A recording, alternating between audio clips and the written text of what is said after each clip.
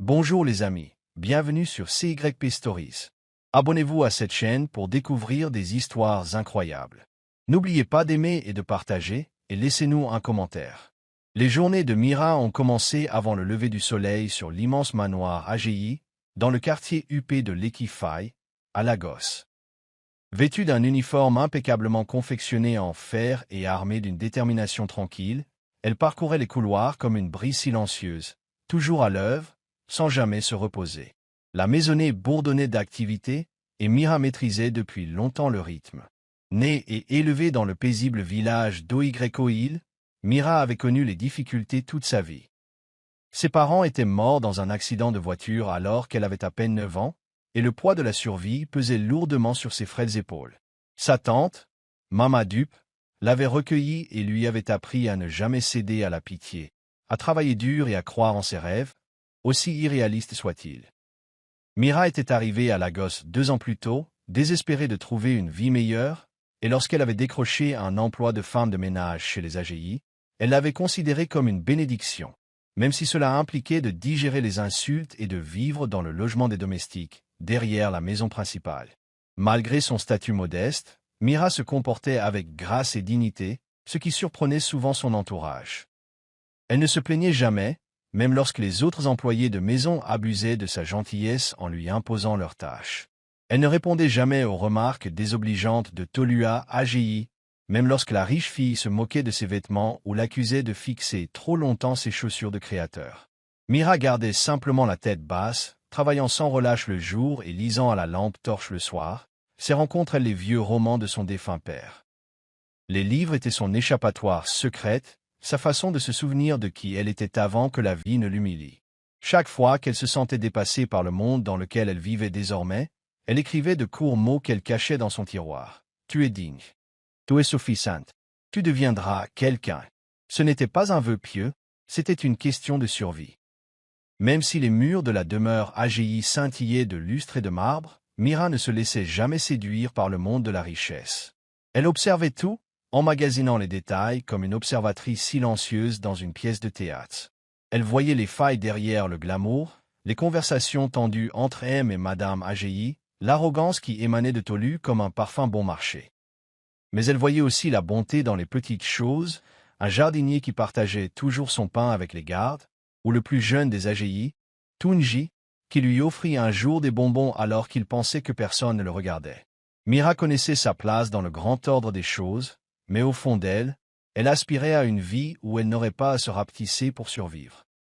Elle ne recherchait ni le luxe ni le pouvoir, juste le respect, la paix et la chance d'être vue comme plus qu'une simple domestique.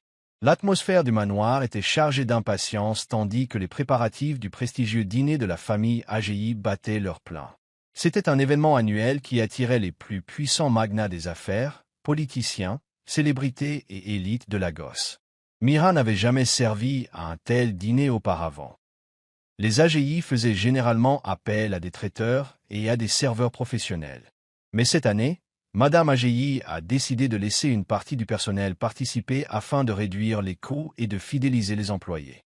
Mira a été choisie parmi les rares personnes sélectionnées, non pas parce qu'elle était la favorite, mais parce que tout le monde savait qu'elle ne se plaindrait pas, même si la tâche était écrasante.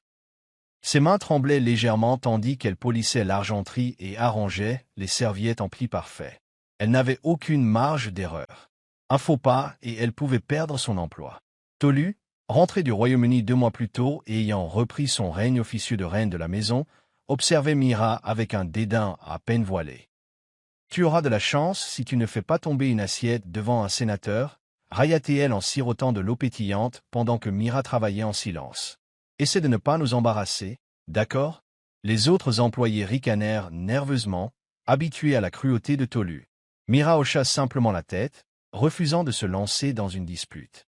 Elle avait appris depuis longtemps que son silence perturbait souvent ses oppresseurs plus que n'importe quelle insulte.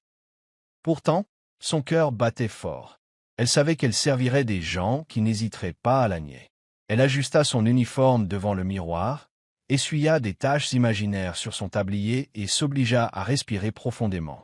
À mesure que le rapprochait, le manoir se transforma en un palais d'opulence.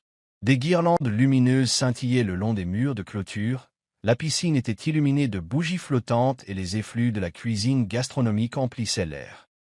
Au début, Mira resta en coulisses, aidant à distribuer les plateaux et à remplir les verres, ses gestes étant rapides et précis.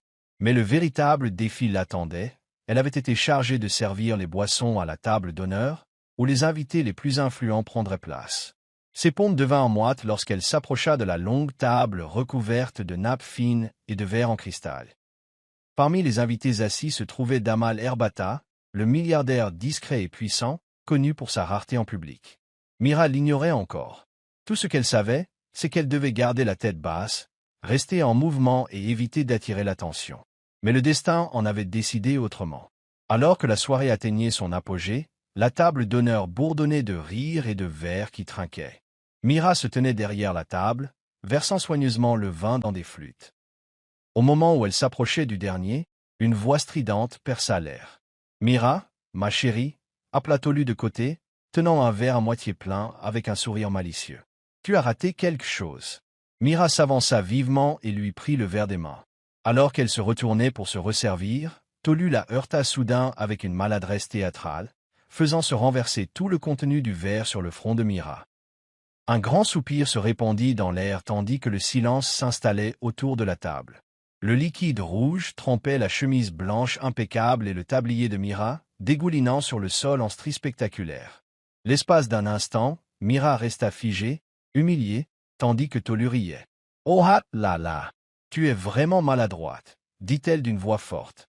Franchement, comment as-tu été embauchée? » Les gens riaient, certains gênés, d'autres ouvertement. Les joues de Mira brûlaient tandis qu'elle essayait de stabiliser ses mains et de retenir les larmes qui menaçaient de couler. Elle murmura des excuses, bien qu'elle n'ait rien fait de mal, et se pencha pour ramasser le verre désormais vide. Son corps tout entier souffrait de honte, mais elle refusait de laisser couler ses larmes. Elle avait connu pire dans sa vie, mais cet instant laissa une trace profonde dans son esprit, un cruel rappel de son apparence jetable dans leur monde. Certains invités détournèrent le regard. D'autres parurent amusés. Mais un homme resta immobile, les yeux fixés sur elle avec une expression qui ne reflétait pas la moquerie, mais un intérêt discret. Damal Bada, assis au bout de la table, avait tout vu. Les sourcils de Damal se froncèrent en regardant la scène se dérouler. Contrairement aux autres, il ne rit pas. Il ne fit pas semblant de ne pas remarquer. Il y avait quelque chose de troublant dans la façon dont Mira abordait sa honte, avec grâce, en silence, avec une douleur qu'elle essayait de dissimuler. Il avait assisté à des centaines de fêtes de ce genre, rencontré d'innombrables femmes parées de diamants. Mais quelque chose chez cette servante trompée et tremblante retint son attention. Non pas par pitié, mais par curiosité. Elle lui rappelait quelqu'un qu'il avait connu. Alors que Mira se retournait pour fuir, leurs regards se croisèrent brièvement. Elle détourna rapidement le regard, ignorant que la seule personne dans la pièce qui comptait vraiment venait de la voir, non pas comme une servante, mais comme un être humain digne d'intérêt. La fête se poursuivit tard dans la nuit, mais Damal eut du mal à se concentrer. L'humiliation subie par cette pauvre fille persistait dans son esprit comme une pensée irrésolue. Il se surprit à jeter des coups d'œil dans le couloir, se demandant si elle allait bien. C'était étrange. Il ne la connaissait pas. Elle ne lui avait pas adressé la parole. Mais son regard, quelque chose dans ses yeux, le troublait. Au bout d'un moment, il s'excusa d'une conversation avec un sénateur et traversa tranquillement le couloir menant à la zone des domestiques. Il ne savait pas exactement ce qu'il faisait, seulement qu'il se sentait obligé de s'assurer qu'elle allait bien. Il la remarqua près du porche, tamponnant sa chemise tachée d'eau et essayant de se retenir. Son dos était droit, mais il voyait ses doigts trembler. « Tu as bien géré ça » dit doucement Damal en s'approchant d'elle avec un mouchoir en lin blanc. Mira se retourna brusquement, surprise. Ses yeux s'écarquillèrent en le reconnaissant, non pas sur les réseaux sociaux ou dans les tabloïds, mais à la fête. Elle l'avait vu assis là, vêtu de bleu marine, entouré de pouvoir. « Merci. » marmonna-t-elle en baissant les yeux. « Tu n'étais pas obligé, je sais, » l'interrompit-il doucement en lui tendant le mouchoir. Elle hésita avant de le prendre, déconcertée par sa gentillesse. Damal sourit légèrement. « Tu ne dois ton silence à personne, tu sais. » C'était cruel, ce qu'elle avait fait. Mira ne savait pas quoi dire. Personne ne l'avait jamais défendue auparavant. Personne n'avait jamais remarqué sa douleur, et encore moins ne l'avait reconnue. « Je ne suis qu'une servante. » murmura-t-elle. « Non » dit-il fermement. Tu es bien plus que ça. Je le vois. Ce soir-là, Mira retourna dans sa petite chambre derrière le manoir, le mouchoir serré dans sa main comme un cadeau précieux. Damaler, quant à lui, ne pouvait s'empêcher de se souvenir de ses yeux. Lorsqu'un de ses employés lui proposa d'aller chercher sa voiture, il marqua une pause et se tourna vers eux. « Connaissez-vous le nom de la femme de chambre qui servait les boissons plus tôt » demanda-t-il. L'assistante cligna des yeux. « Je crois qu'elle s'appelle Mira, monsieur. C'est l'une des femmes de ménage d'âgé. » Damaler hocha la tête et ne dit rien de plus. Mais dans son esprit, une décision se formait déjà. Il ignorait pourquoi, mais il voulait la revoir, non par charité, ni par culpabilité, mais parce que quelque chose dans son silence parlait plus fort que n'importe quelle parole. Mira ne s'attendait pas à revoir Damaler. Après le dîner, elle se dit que c'était une rencontre unique avec un homme bienveillant qui la plaignait. Pourtant, elle garda le mouchoir soigneusement plié dans son tiroir, étrange souvenir de cette nuit-là. Alors, quand Madame Agé la convoqua 2 jours plus tard et lui annonça qu'elle avait été sollicitée pour aider un invité de la famille, elle resta perplexe. Son cœur battait fort lorsqu'elle s'approcha du salon où il était assis nonchalamment, vêtu d'une chemise et d'un pantalon simple mais luxueux. Damaler se leva et lui sourit chaleureusement lorsqu'elle entra, son regard la rapprochant d'un mélange d'intérêt et de sincérité. « Mira, salua-t-il. J'espère que ça ne te dérange pas. J'ai demandé un peu de ton temps à ton patron. » Mira fit une révérence, ne sachant que dire. Il lui fit signe de s'asseoir, mais elle resta debout, la nervosité lui piquant la peau. « J'essaie d'organiser un petit projet de sensibilisation, » commença Damaler. « C'est une initiative communautaire pour l'éducation des jeunes, et j'ai besoin de quelqu'un sur le terrain pour m'aider à coordonner certaines choses. Je me souviens de ton calme et de ton organisation pendant la fête, malgré tout ce qui s'est passé. Je pense que tu serais un bon candidat. » Mira cligna des yeux, stupéfaite. Était-ce réel? « Monsieur, je ne suis pas formée pour ce genre de choses, dit-elle prudemment. Je ne sais que nettoyer et servir. Damaler rit Dousement. Tu ne sais pas tout. Je le vois bien. Tu te comportes avec prévenance, et c'est rare. De plus, je te guiderai. Ce ne sont que quelques semaines de travail, rien de permanent. Tu seras payé séparément de ton travail ici. » Mira hésita, incertaine de la réaction des Ajaïs, mais son cœur palpitait de curiosité. Quelque chose dans cette opportunité semblait différent.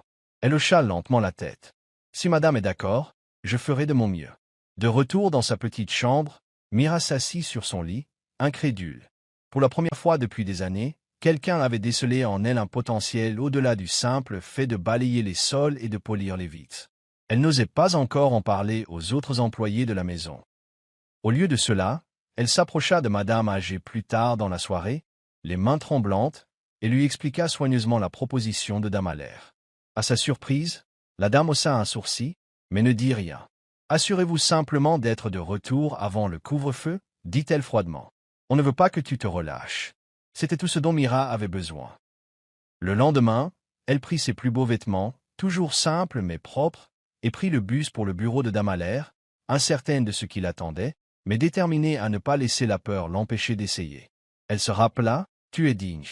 Tu es suffisante. » Et pour la première fois, ces mots ne lui parurent pas mensongers.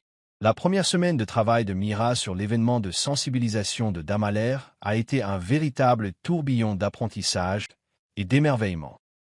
Le bureau débordait d'énergie, rempli de jeunes professionnels cherchant des solutions pour rénover une école communautaire délabrée à Adjugunal. Mira était chargée d'organiser les stocks de fournitures, d'assurer la liaison avec les fournisseurs locaux et de coordonner les plannings des bénévoles.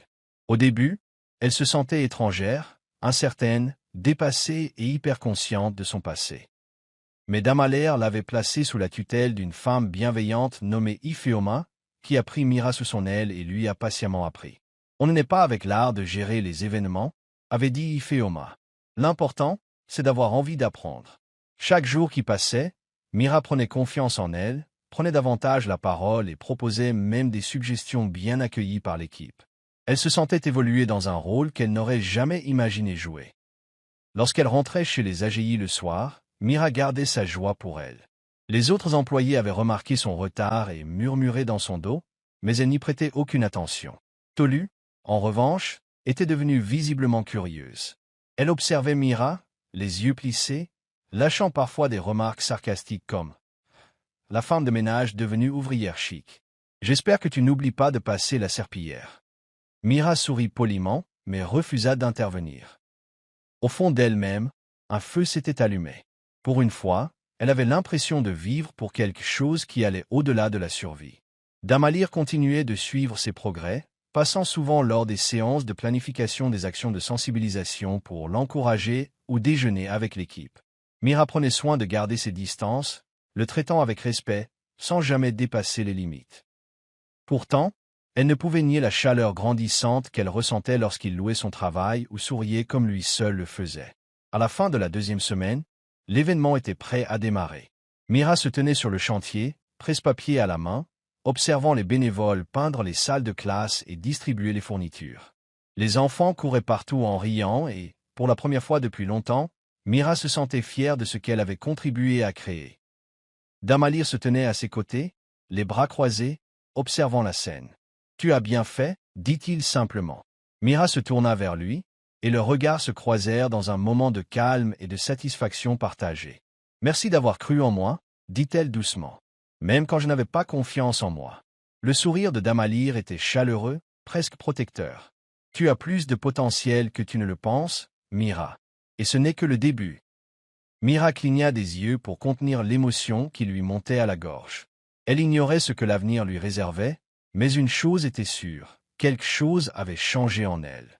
Le changement dans la vie de Mira ne passa pas inaperçu au sein de la famille âgée.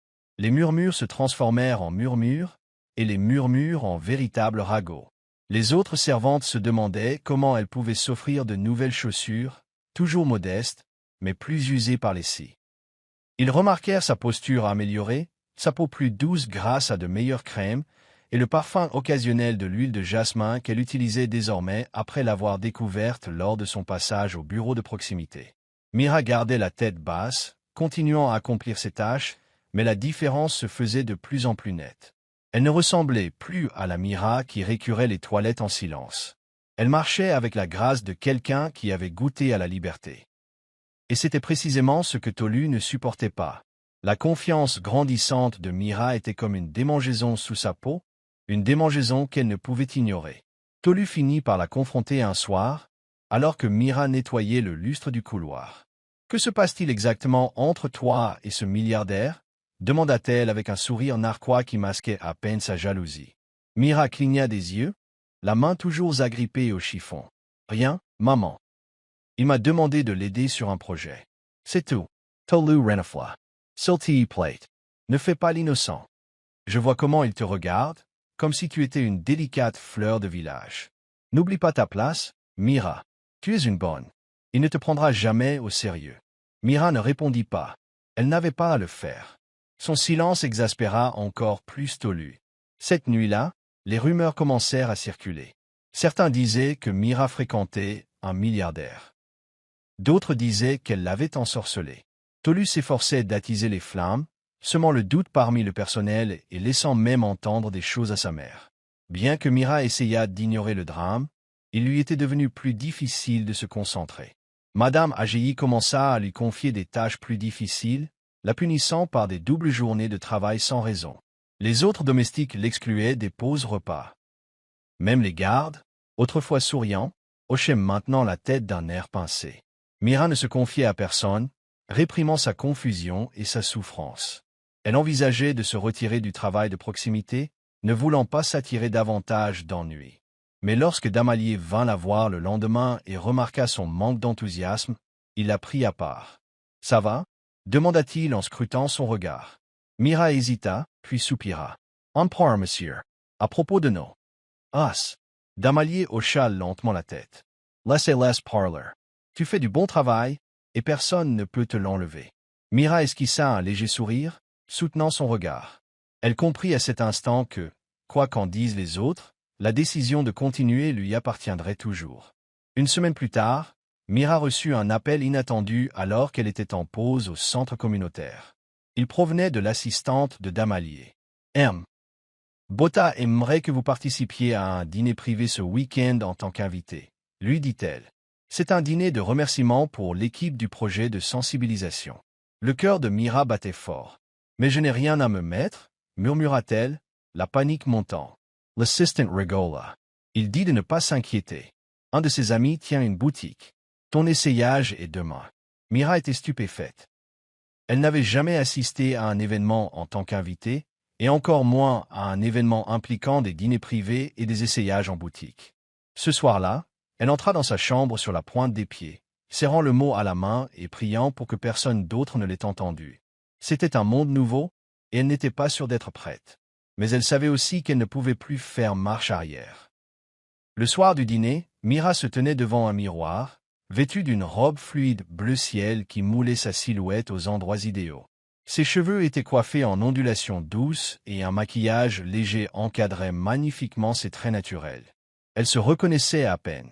Lorsqu'elle entra dans le hall privé du restaurant, tous les regards se tournèrent.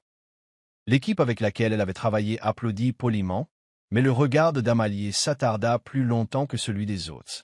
Il resta un instant stupéfait avant de lui offrir son bras. « Vous êtes magnifique », dit-il doucement. Mira sourit, la nervosité palpitante. « Merci, monsieur. C'est Damalier ce soir, murmura-t-il en souriant. La soirée se poursuivit dans les rires et les anecdotes. Mira se surprit à rire, à siroter du jus pétillant et à engager la conversation sans sourciller. À la fin du dîner, Mira était complètement transformée, non seulement physiquement, mais aussi spirituellement. Elle n'était plus la servante silencieuse qui se cachait autrefois dans l'ombre du manoir AGI. C'était une jeune femme qui avait travaillé dur et qui était désormais célébrée. Après le dessert, Damalier l'accompagna jusqu'à la voiture qui l'attendait pour la ramener chez elle. Tandis qu'il se tenait à côté, il la regarda avec la même expression pensive qu'il y a quelques semaines. « J'espère que tu sais que ce soir, il ne s'agissait pas seulement de te remercier. Il s'agissait de te montrer ce que tu mérites, dit-il. Look her to Mira fit on bond. Je ne sais pas si j'appartiens à ce monde, murmura-t-elle. Peut-être pas encore, répondit-il doucement. Mais un jour, tu le feras. Et je serai là, à te regarder t'élever. Alors que la voiture démarrait, Mira appuya sa tête contre la vitre, incapable de retenir un léger sourire. La tension au sein de la demeure AGI avait atteint son paroxysme quelques jours après le dîner avec Damalier. Mira avait tenté de reprendre discrètement ses habitudes, espérant éviter toute attention inutile. Mais Tolu l'attendait. Mira nettoyait le couloir lorsqu'elle entendit le claquement sec de talons au s'approcher, suivi de la voix condescendante de Tolu. « Alors, c'est comme ça que tu as réussi à séduire des milliardaires avec ton innocence de fille de brousse ?» Mira se raidit mais ne dit rien, continuant à épousseter l'étagère. Tolu s'approcha. « Crois-tu vraiment que quelqu'un comme Damalier te prendra un jour au sérieux? Regarde-toi. Une servante. Tu ne seras jamais plus que ça. » Ces mots la blessèrent, non pas parce que Mira y croyait, mais parce qu'ils lui rappelaient comment les gens comme Tolu l'avaient toujours vu. Tolu ne parlait pas seulement en son nom, elle parlait au nom de tout un système qui se nourrissait de hiérarchie et de statut.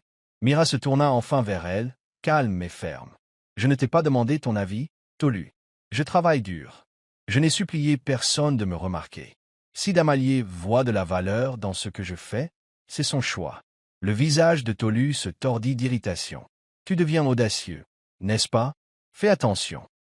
Les gens comme toi s'élèvent vite et tombent encore plus vite. » Alors que la voix de Tolu montait en intensité, une autre voix l'interrompit. « Ça suffit. » Ils se retournèrent tous deux et virent Damalier debout au bout du couloir, l'air indéchiffrable. Il était venu à l'improviste déposer des documents pour Mira, mais il avait vu plus de choses qu'il ne l'avait imaginé. « Tu n'as pas le droit de lui parler comme ça, » poursuivit-il en s'avançant vers eux.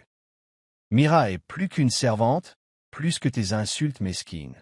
Elle a gagné mon respect. Et franchement, elle mérite le tien aussi. » Tolu resta bouche bée, stupéfaite. Ses joues rougirent de honte.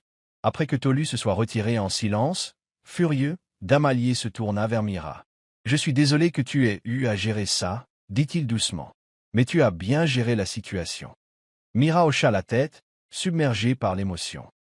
Ce n'était pas seulement la défense, c'était la reconnaissance publique. À cet instant, quelque chose changea en elle. Elle a réalisé qu'elle n'avait plus à se laisser influencer par les perceptions des autres. Elle ne se contentait plus d'exister, elle évoluait.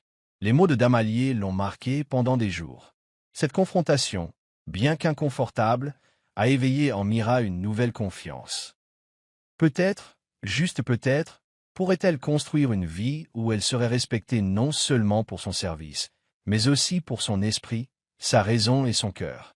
Le week-end suivant, Mira a fait ses bagages et a pris un bus commercial pour l'île d'Oigreco. Cela faisait plus d'un an qu'elle n'avait pas rendu visite à sa tante, Mama Dupe, et le voyage avait été long et semé d'embûches, mais son cœur était comblé.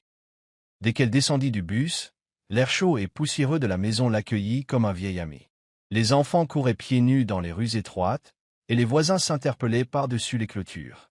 La poitrine de Mira se gonfla de nostalgie. Malgré la simplicité du village, c'était là que ses rêves étaient nés.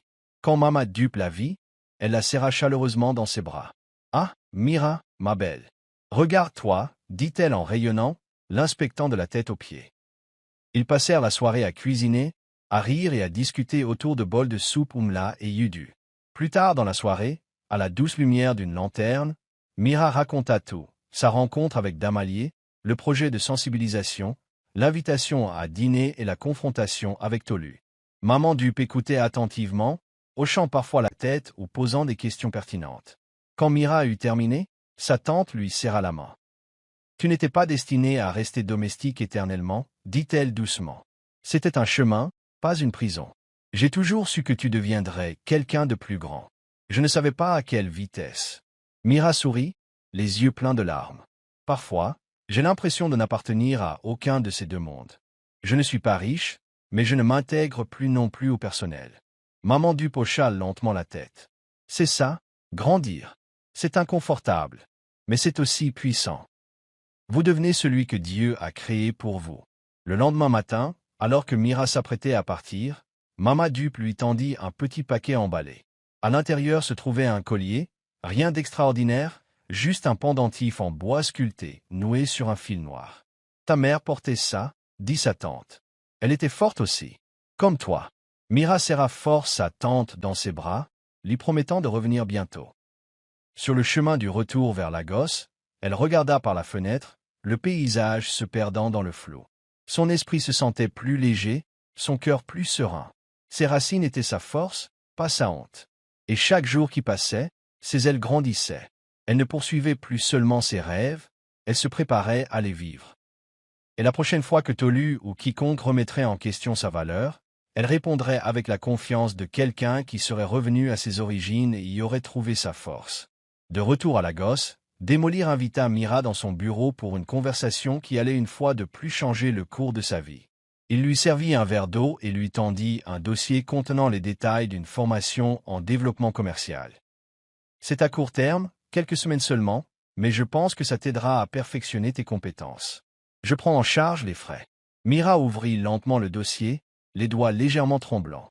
Elle n'avait jamais suivi de formation officielle au-delà du lycée, et encore moins une formation destinée aux professionnels. « Pourquoi fais-tu tout ça pour moi ?» demanda-t-elle à voix basse. Démolir se laissa aller au fond de sa chaise. « Parce que tu es capable. Et parce que je crois qu'investir dans des gens comme toi est plus judicieux que de dépenser des millions pour des fêtes qui ne valent rien. Tu as un avenir, Mira. Je veux t'aider à le débloquer. » Mira ne trouva pas les mots pour répondre. Elle hocha simplement la tête, les yeux brillants. Le programme se déroulait dans un centre de développement professionnel à Ikwa, et dès que Mira pénétra dans les amphithéâtres modernes, elle se sentit comme une étrangère. Tout le monde portait des blazers et des sacs élégants, la voix assurée et franche. Mira arriva dans ses tenues modestes et s'assit tranquillement au fond, carnet à la main. Mais au fil des jours, elle a commencé à briller. Son leadership naturel, son souci du détail et son intelligence émotionnelle la distinguaient. Elle posait des questions. Elle s'est impliquée. Elle a aidé les autres à comprendre des concepts difficiles. Les instructeurs l'ont remarqué. Les autres participants ont fait de même. L'un d'eux l'a même abordé pendant le déjeuner. « Tu n'es pas comme nous ?» a-t-il dit en souriant. « Tu es puni. C'est rare. » Mira le remercia poliment, mais intérieurement, elle rayonnait. Elle ne se contentait plus de survivre, elle s'épanouissait. À la fin du cours, Mira reçut un certificat d'excellence, et Démolir était là pour applaudir bruyamment. Ce soir-là, ils étaient assis à la fenêtre de son bureau, surplombant la skyline Lego. « Comment te sens-tu » demanda-t-il. Mira baissa les yeux vers le certificat posé sur ses genoux. « J'ai l'impression d'entrer dans un nouveau monde. Mais je n'ai plus peur. » Démolir sur it. Bien, parce que je n'ai pas fini de te voir grandir. Ce soir-là, de retour dans sa chambre, Mira a épinglé le certificat au mur, à côté de son miroir. Ce n'était pas qu'un bout de papier, c'était une preuve. La preuve qu'elle n'était plus la fille qui se tenait autrefois, trempée de vin, à une fête, trop effrayée pour parler. Elle était en train de changer, devenir. Et la femme dans le miroir était quelqu'un qu'elle commençait à admirer. L'invitation arrivait dans une élégante enveloppe blanche scellée d'une feuille d'or. Mira la retourna plusieurs fois dans sa main, son nom soigneusement imprimé en lettres cursives. C'était une invitation à un gala de charité organisé par la Fondation Démolir, un événement qui réunissait les plus grands esprits nigérians du monde des affaires, de la mode et de la philanthropie. Mira était non seulement invitée, mais aussi invitée d'honneur. Elle avait du mal à y croire. Démolir a appelé pour confirmer qu'elle l'avait bien reçu. « J'espère que vous viendrez », a-t-il dit. « Et pas seulement pour assister à la cérémonie, je veux que les gens rencontrent la femme derrière ce projet dont on parle tous. » Le cœur de Mira battait plus vite. « Je n'ai pas de robe, » dit-elle, mi-plaisante, mi-paniquée. Démolir rit. « Je m'en occupe. Je connais quelqu'un qui adorerait créer quelque chose rien que pour toi. » Les jours qui ont suivi ont été un tourbillon d'essayages, d'essais de maquillage et de conseils d'étiquette donnés par l'un des professeurs. Le soir du gala, Mira se tenait devant le miroir en pied, vêtue d'une robe couleur crème scintillant comme le clair de lune. Ses cheveux étaient relevés en un élégant chignon et ses boucles d'oreilles scintillaient sur sa peau lisse. Elle sortit de la voiture sur le lieu du gala, sous les flashs des appareils photo et les regards se retournant. Des halètements résonnèrent lorsqu'elle entra dans le hall, bras dessus bras dessous avec Démolir. Certains invités chuchotaient. D'autres les fixaient du regard. Mais personne ne pouvait nier sa présence. Elle se tenait avec une élégance discrète qui n'avait besoin d'aucune validation. Tout au long de la soirée, Mira a été présentée à des chefs d'entreprise, des entrepreneurs et des représentants du gouvernement. Elle parlait avec assurance, partageant ses réflexions sur le projet de sensibilisation et ses projets futurs. Chaque fois que quelqu'un semblait surpris par l'éloquence de la domestique, Mira souriait d'un air entendu. Il la voyait pour la première fois, mais elle se connaissait depuis toujours. Vers la fin de la soirée, le directeur de la fondation est monté sur scène et a publiquement salué la contribution de Mira au succès du programme de sensibilisation. La foule a applaudi et Mira est restée debout, humble mais fière. Démolir lui a serré doucement la main, le regard rempli de fierté. « Tu es arrivé » murmura-t-il. Mira revala ses larmes, le cœur gros. En parcourant la pièce élégante du regard, elle réalisa qu'elle ne se sentait plus étrangère. Elle était entrée dans un monde qui autrefois l'ignorait et la possédait. Ce soir-là, alors qu'elle se déshabillait dans sa chambre et rangeait sa robe sur un cintre, Mira se regarda une dernière fois dans le miroir. Elle sourit et murmura « Tu en es digne. Tu es suffisante. Ton histoire est en devenir. » L'engagement de Mira auprès de l'ONG Démolir ne lui avait permis de commencer que quelques heures de bénévolat par semaine, mais cela s'est rapidement transformé en quelque chose de plus épanouissant. Elle s'est sentie attirée par ce travail engagé, encadrant des jeunes filles, participant à l'organisation d'ateliers locaux et apportant un soutien administratif à une équipe d'acteurs du changement passionné. L'environnement était différent de tout ce qu'elle avait connu. Contrairement à la hiérarchie du manoir AGI, ici, la voix de chacun comptait. Mira a commencé à arriver tôt, à rester tard et à prendre des initiatives, petites mais significatives. Son sens aigu de l'organisation et sa contribution réfléchie ne sont pas passés inaperçus. Finalement, le directeur de l'ONG lui a proposé un poste administratif à temps partiel avec un salaire modeste.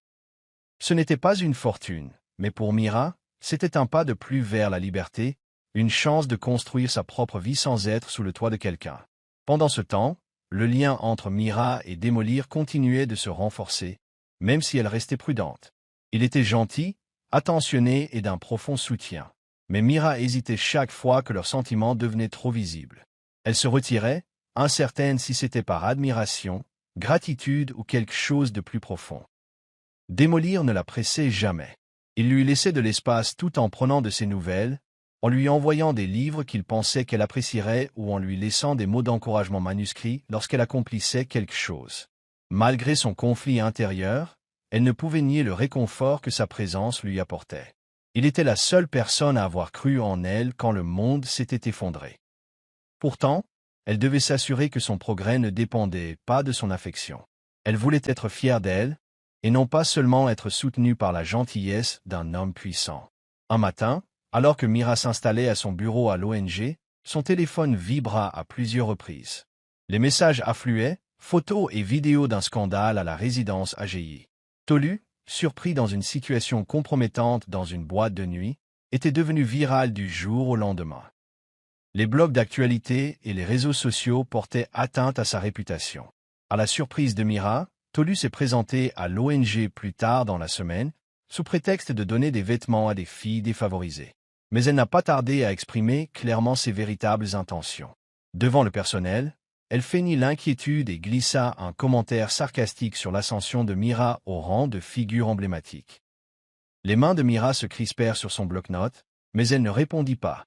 Cette fois, son silence n'était pas de la faiblesse, mais de la puissance. La performance de Tolu s'est retournée contre elle lorsque le directeur de l'ONG, visiblement peu impressionné, lui a demandé de partir. Alors que la porte se refermait derrière elle, Mira a expiré lentement.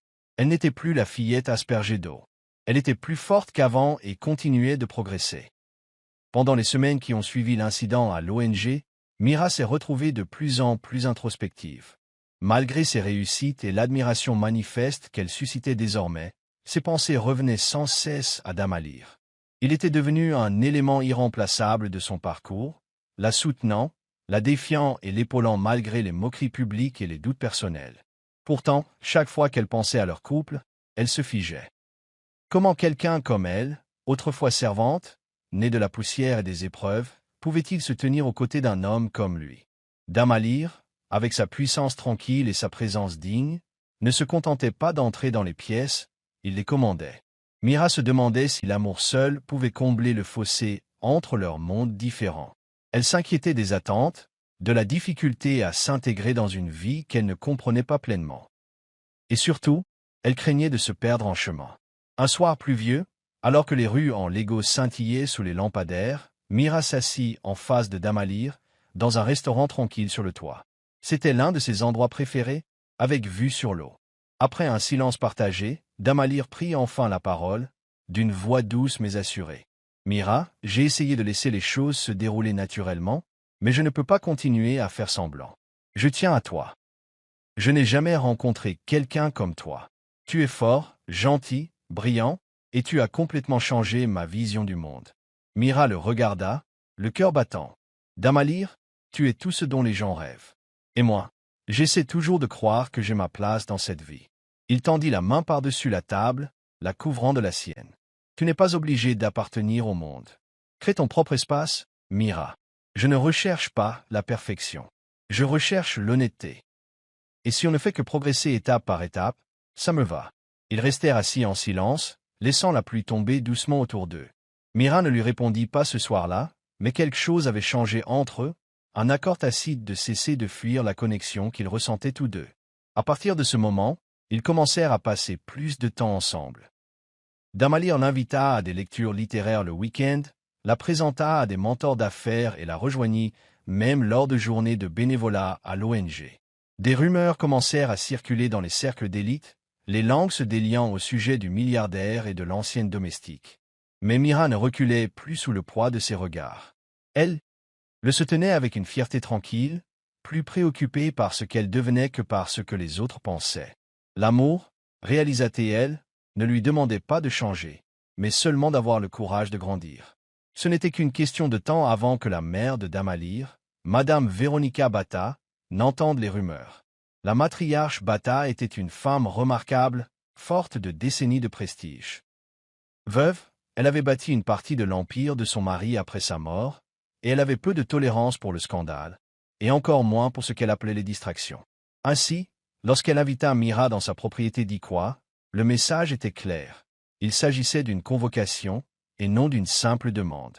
Mira se prépara soigneusement, vêtue d'une modeste robe akara et d'un maquillage minimaliste.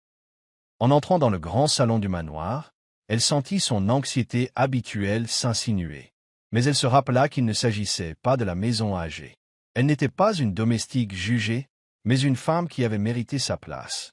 Madame Véronica était assise gracieusement au bout d'une table en verre, sirotant une tisane à l'hibiscus. Elle ne sourit pas à l'entrée de Mira, lui faisant simplement signe de s'asseoir. « Alors, vous êtes la jeune femme qui a enchanté mon fils. » dit-elle d'une voix calme mais sèche. Mira joignit les mains sur ses genoux et répondit respectueusement. « Je suis Mira. Merci de m'avoir accueilli. » La vieille dame la stabilisa un long moment, puis reprit la parole. « Je suis sûr que vous avez travaillé dur pour en arriver là. Et j'admire ça. Mais mon fils a des responsabilités. Un héritage. Tomber amoureux de quelqu'un d'extérieur à notre monde a un prix. Êtes-vous prêt à le payer ?» Mira la regarda droit dans les yeux, la voix posée. « Je n'ai rien demandé à Damalir. Je veux seulement continuer à devenir quelqu'un dont je suis fier. Et s'il choisit de marcher à mes côtés, je le respecterai de tout mon cœur. » Le silence entre eux s'éternisa. Finalement, Madame Véronica posa sa tasse de thé avec un léger tintement. « Vous parlez avec dignité, dit-elle, et je comprends pourquoi il est attiré par vous. J'ai encore des réserves, mais je ne lui ferai pas obstacle. » Mira expira lentement et hocha la tête en guise de remerciement. En quittant le domaine, elle ne sauta pas, ne sourit pas et ne jubila pas. Elle se dirigea vers la porte avec une grâce tranquille, les épaules droites. Cette rencontre n'avait pas seulement consisté à conquérir une matriarche, mais aussi à affronter le genre d'examen qu'elle subirait probablement toute sa vie. Et elle avait réussi l'épreuve, non pas en changeant qui elle était, mais en restant fidèle à sa vérité. Plus tard dans la soirée, Damalir m'a envoyé un texto pour me parler de la réunion. « Je suis fier de toi, Mira. Tu n'as pas seulement survécu, tu as brillé. » Malgré les progrès, le succès et la reconnaissance grandissante, Mira commença à ressentir une fatigue émotionnelle inexplicable. Elle s'installa lentement, la voix discrète du doute, le sentiment de déconnexion, le poids de la navigation dans des espaces qui lui semblaient encore souvent inconnus. Elle regretta la simplicité tranquille de l'île d'Oigreco, l'époque où sa seule préoccupation était de plier le linge et d'écrire des poèmes dans les coins de son carnet. Bien qu'elle évoluât désormais parmi l'élite, prononçant des discours et gérant des projets, il y avait des jours où elle se sentait encore comme une invitée dans la vie de quelqu'un d'autre. Un soir, après une réunion du conseil d'administration particulièrement longue, elle s'assit dans une pièce, les yeux rivés sur son reflet. « Est-ce vraiment moi ?» murmura-t-elle. « Ou est-ce que je fais juste semblant de bien m'intégrer ?» La pression des attentes, l'univers de Damalir, l'attention médiatique, les comparaisons incessantes menaçaient de l'étouffer. Mira envisagea de prendre du recul, voire de quitter l'ONG pour un temps, le temps de se reconstruire. Mais avant qu'elle ne puisse prendre une décision définitive, Damalir remarqua son changement d'énergie et l'invita à passer le week-end dans une maison de plage tranquille près de Lagos. Là, loin des caméras et des questions, elle s'ouvrit pleinement à lui racontant ses peurs de se perdre, de se sentir tiraillé entre deux mondes. Damalir l'écouta patiemment, la main dans la sienne, tandis que l'océan rugissait au loin. « Tu ne fais pas semblant, Mira, dit-il doucement. Tu grandis. Et grandir est inconfortable. Tu n'es pas entre deux mondes. Tu crises le tien. Et je suis là pour t'aider à le protéger. » Mira pleura dans ses bras pour la première fois, des larmes non pas de faiblesse, mais de libération. C'était le genre de guérison dont elle ignorait avoir besoin. De retour à Lagos, Mira ne recula pas, elle avança avec lucidité. Elle commença à fixer des limites plus strictes, à se réserver du temps pour la solitude, la réflexion et la joie. Elle a contacté des filles de son village et a entamé des discussions informelles de mentorat. Petit à petit, elle a appris que sa vie ne se limitait pas aux extrêmes. Elle pouvait être à la fois douce et forte, humble et accomplie, discrète et écoutée. Elle n'était plus coincée entre deux mondes, elle construisait un pont entre eux. Et à chaque pas qu'elle faisait, Mira réalisait que son histoire ne se résumait pas à une simple question de survie ou d'amour. Il s'agissait d'une question de devenir. Et ce voyage, aussi sinueux soit-il, était le sien seul. La salle de bal de l'Eco-Convention Center brillait de mille feux ce soir-là, alors que l'élite de Lagos se réunissait pour le sommet annuel des affaires Future Forward. Les invités arrivaient en tenue de créateurs, accompagnés d'appareils photos flashés et de rumeurs chuchotées. C'était l'événement phare de la saison, auquel participaient magnats, influenceurs et personnalités politiques. Mira est arrivée vêtue d'une robe bleu nuit qui moulait sa silhouette avec une élégance discrète, ses cheveux coiffés en un chignon soigné révélant l'assurance de son regard. Elle avait été invitée par la fondation qui avait autrefois financé sa formation. Mais elle ne s'attendait pas à ce que Démolir monte sur scène en milieu de soirée et fasse une annonce qui ferait sensation dans toute la salle. Son discours a débuté avec son calme habituel, évoquant l'innovation, l'autonomisation des communautés et la nécessité d'un leadership authentique. Puis il changea de direction. « Je veux prendre un moment pour rendre hommage à quelqu'un de spécial », dit Démolir, son regard se portant sur Mira dans le public. Non pas à cause de ses origines, mais à cause de son courage. Dans un monde où l'on juge les gens à leur richesse et à leur pédigré, elle m'a rappelé que le caractère n'a pas de prix. Elle a débuté son parcours dans cette ville comme femme de ménage, mais aujourd'hui, elle est une leader, une visionnaire et l'une des femmes les plus impressionnantes que j'ai jamais rencontrées. La foule murmura, visivelmente interloquée. Mira sentait le poids de tous les regards sur elle, mais cette fois, elle ne recula pas. Elle se leva lentement tandis que Démolir lui tendait la main, l'accueillant sur scène. Elle hésita un instant, puis s'avança, le menton haut, le pas assuré. Elle ne se tenait pas seulement à côté de Démolir, elle était dans sa propre lumière. Quand Mira prit le micro, sa voix trembla légèrement, mais elle garda un calme serein. « Je n'aurais jamais imaginé me retrouver ici, » commença-t-elle. « Je pensais que la dignité était réservée aux gens nés dans le confort. Mais j'ai appris qu'on peut garder la tête haute même avec des chaussures usées et des mains calleuses. Nos débuts ne définissent pas notre destin. » Ces mots ont résonné avec une douce mais puissante résonance. Les applaudissements qui ont suivi n'étaient pas seulement pour elle, mais pour toutes les filles à qui on avait dit qu'elles n'étaient pas à la hauteur. Dans les jours qui ont suivi, les blogs ont débordé d'éloges et les demandes d'interviews ont afflué. Mais Mira garda les pieds sur terre, sachant que la reconnaissance publique, bien que valorisante, n'était pas son but, mais simplement le reflet de son long et silencieux cheminement vers l'estime de soi. C'était un jeudi après-midi pluvieux lorsque Mira reçut le message le plus inattendu que Tolu souhaitait rencontrer. Mira fixa le message pendant plusieurs minutes, l'esprit en ébullition. Après tout ce qui s'était passé, l'humiliation, les insultes, les rumeurs, pourquoi maintenant? Mais quelque chose avait changé en Mira. Elle avait appris à ne pas garder d'amertume, seulement des limites. Alors elle accepta et choisit un café tranquille sur l'île Victoria. Tolu arriva vêtu de ton neutre, loin de son glamour habituel. Sa posture était réservée, son visage tiré. « Je ne te prendrai pas trop de temps », commença-t-elle sans regarder Mira dans les yeux. « J'ai beaucoup réfléchi ces derniers temps. À tout ce que je t'ai fait. J'avais tort. Complètement faux. » Mira écoutait en silence, observant la fille qui avait renversé de l'eau sur elle, cherchant à présent les mots justes. « Tu m'as menacé », continua Tolu d'une voix douce. « Parce que j'ai vu en toi quelque chose que je n'avais pas. La grâce ou la pression, l'authenticité, la vraie force. Et je pensais que me moquer de toi me donnerait un sentiment de puissance. Mais ça ne faisait que me faire paraître petit. » Pendant un instant, le silence régna dans le café, à l'exception du léger cliquetis découvert. Mira se laissa aller en arrière et joignit les mains. « Merci pour vos excuses, » dit-elle doucement. « Je t'ai pardonné il y a longtemps, non pas pour toi, mais pour moi. Je ne pouvais pas supporter le poids de tes actes et me relever. » Tolu semblait soulagé, mais toujours incertain. Mira lui adressa un petit sourire. « Nous ne sommes pas amis, Tolu, mais nous ne sommes pas ennemis non plus. Choisissons simplement d'être de meilleures femmes. » La réunion s'est terminée sans incident, deux femmes se séparant sur un discret signe de tête, signe de compréhension mutuelle. Alors que Mira rentrait chez elle sous les nuages gris, elle réfléchissait non seulement au chemin parcouru, mais aussi à la personne qu'elle était devenue. Elle n'avait pas besoin d'excuses pour valider sa croissance, mais les accepter prouvait à quel point elle était désormais plus forte. Pardonner ne signifiait pas oublier. C'était reprendre le pouvoir. Et à chaque pas de Mira, le passé ne la pesait plus. Il lui rappelait seulement les montagnes qu'elle avait gravies pieds nus, avec courage et grâce. Un matin ensoleillé, Mira était assise en face du directeur de l'ONG, ses doigts parcourant délicatement les contours d'une proposition qu'elle avait préparée pendant des semaines. « Je souhaite lancer un programme de mentorat », a-t-elle expliqué. Pour les filles issues de milieux défavorisés, notamment celles qui travaillent comme domestiques.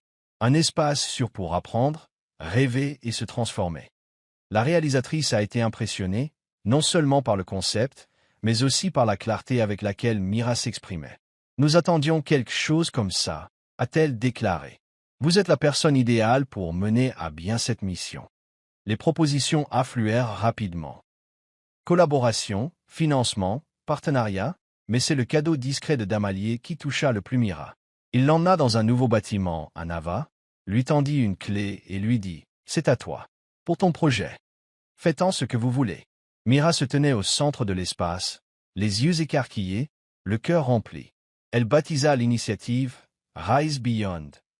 Dès la première semaine, elle déborda de vie. Des filles de tout Lagos sont venues, certaines timides, d'autres sceptiques, mais toutes avides d'aventure. Mira leur a enseigné les compétences de vie, l'éducation financière et la confiance émotionnelle. Elle a invité des conférencières, a organisé de petites bourses et les a encadrées personnellement. Ce qu'elle n'avait pas imaginé, c'était tout ce qu'ils allaient lui apprendre. Leur rire lui rappelait des temps plus simples. Leurs histoires lui rappelaient sa propre douleur. Et leur évolution lui rappela pourquoi elle avait entrepris ce voyage. Elle ne cherchait pas à fuir son passé, mais à l'utiliser comme une échelle pour aider les autres. Damalier demeura une présence constante, la soutenant depuis les coulisses, sans jamais éclipser son travail. Leur relation s'était approfondie, non seulement définie par l'amour, mais aussi par le respect, un objectif commun et un lien ancré dans la vérité. Ils ne se précipitèrent pas. Mira apprenait encore à aimer librement, sans peur, et Damalier comprenait. Il était patient, encourageant, et chaque fois qu'elle doutait d'elle-même, il lui rappelait la fille qu'il avait vue à cette fête, celle qui ne s'était pas effondrée même quand le monde avait tenté de la noyer dans la honte. « Tu as ouvert de nouvelles portes aux autres » lui dit-il un soir alors qu'il se promenait dans le quartier. « Mais n'oublie pas, tu les as ouvertes en premier pour toi-même. » La salle était parée de doux rideaux, d'un éclairage chaleureux et de rires qui résonnaient comme une musique. Mira se tenait devant la scène, accueillant les invités au tout premier gala de charité, Rise Beyond. Elle portait une magnifique robe vert émeraude confectionnée par une créatrice nigériane montante qu'elle avait rencontrée grâce à l'une de ses boutiques.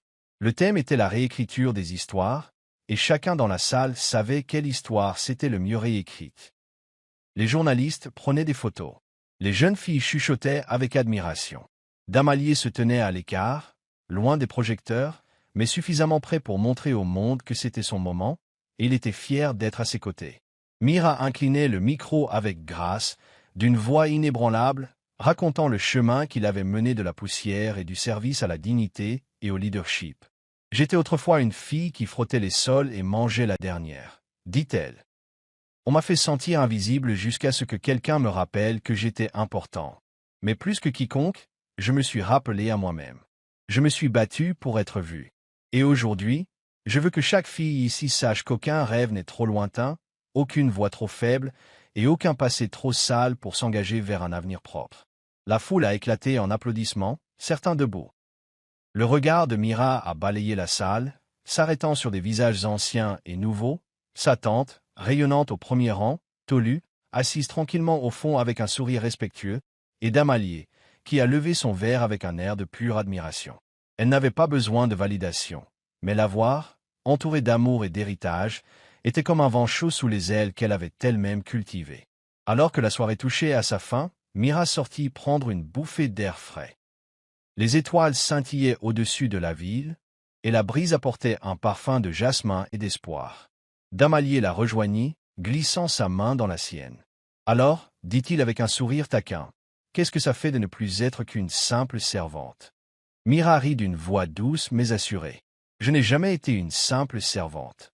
J'avais juste besoin de temps pour me rappeler qui j'étais censé être. » Elle regarda le couloir rempli de joie, de sens et de possibilités. Et ce n'est que le début. Ensemble, ils se tenaient sous les étoiles, deux êtres venus de mondes différents qui avaient osé croire en quelque chose de plus grand. Et à cet instant, Mira n'était ni une ancienne domestique, ni un projet, ni un miracle. Elle était simplement, et enfin, la femme qu'elle était devenue. Merci d'avoir regardé. Dites-nous ce que vous avez aimé dans cette histoire. N'oubliez pas d'aimer et de vous abonner. Activez également la notification de publication pour recevoir de nouvelles histoires.